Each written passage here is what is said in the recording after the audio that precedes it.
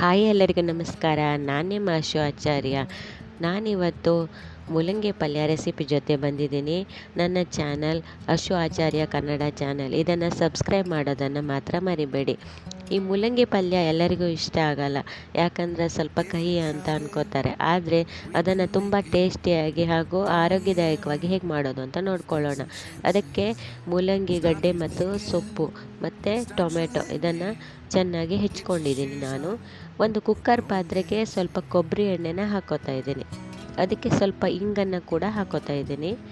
ಆಮೇಲೆ ಕರಿಬೇವಿನ ಸೊಪ್ಪನ್ನು ಹಾಕಿ ಸಾಸಿವೆ ಹಾಕಿ ಅದನ್ನು ಚಟ್ಪಟ ಅಂತ ಸಿಡಿಸ್ಕೋತಾ ಇದ್ದೀನಿ.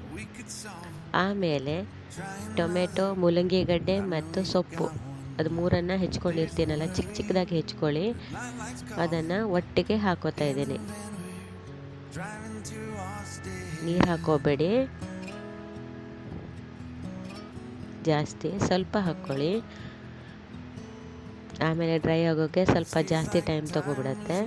ಒಂದು ಕಾಲು ಲೋಟ ನೀರು ಹಾಕ್ಕೊಂಡ್ರೆ ಸಾಕಾಗತ್ತೆ ಇದಕ್ಕೆ. ಆಮೇಲೆ ಸ್ವಲ್ಪ ರುಚಿಗೆ ತಕ್ಕಷ್ಟು ಉಪ್ಪನ್ನು ಹಾಕಿ ಅದನ್ನು ಒಂದು 5-6 ವಿಸಿಲ್ ಕೂಗಿಸ್ಕೊಳ್ಬೇಕಾಗತ್ತೆ.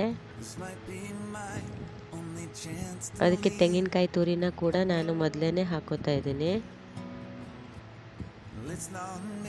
ಆಮೇಲೆ ಖಾರಕ್ಕೆ ತಕ್ಕಂಗೆ ಸ್ವಲ್ಪ ಖಾರ ಪುಡಿನ ಕೂಡ ಹಾಕೋಬೇಕಾಗತ್ತೆ.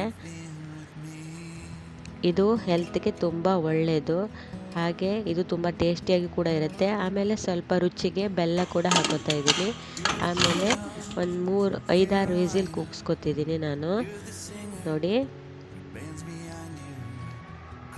ರುಚಿಕರ ಮತ್ತು ಆರೋಗ್ಯದಾಯಕ ಮೂಲಂಗಿ ಪಲ್ಯ ರೆಡಿಯಾಗಿದೆ. ಒಮ್ಮೆ ಟ್ರೈ ಮಾಡಿ, ಹೇಗಿದೆ ಅಂತ ಕಮೆಂಟ್ ಮಾಡೋದನ್ನ ಮರಿಬೇಡಿ.